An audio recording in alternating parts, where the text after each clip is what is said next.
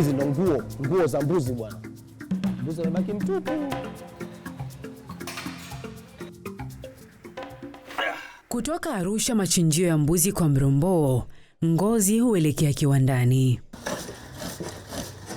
Kemikali hii niloibuni inafanya kazi kwenye hatua mojawapo ya usindikaji ngozi. Usindikaji ngozi una hatua kuu 3. Hatua ya kwanza ni ile ya kuiandaa ngozi ili iweze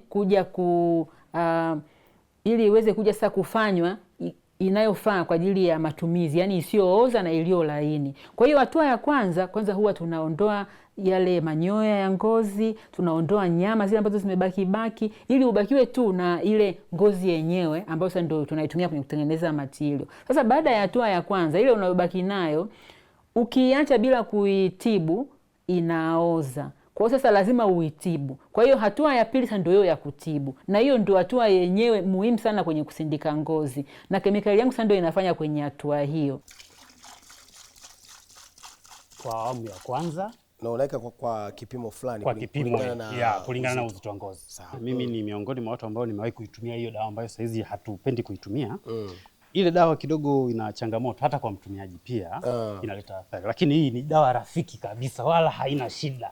Tuone madhara ya ile ambayo sasa hatupendi kuitumia. Kwa sababu ile ilikuwa inatumia magome ya miti. Ili uipate mpaka ukate mti mzima. Sawa?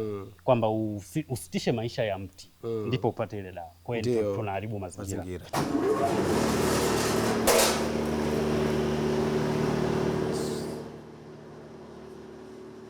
Kwanza julikane wazi maganda ya korosho yanayotumika kwenye kuandaa hiyo dawa. Korosho na maganda mawili. Kama vile karanga ilivyo. Kuna ganda la juu na la ndani. Mfano hapa tunauona, hili ni ganda la juu.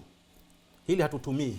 Kwa sababu halina tanning inayotakiwa kwa ajili ya kuchakata ngozi. Ndio. Ganda tunalotumia ni hili la ndani. Kwa nini sasa tutumie maganda ya korosho?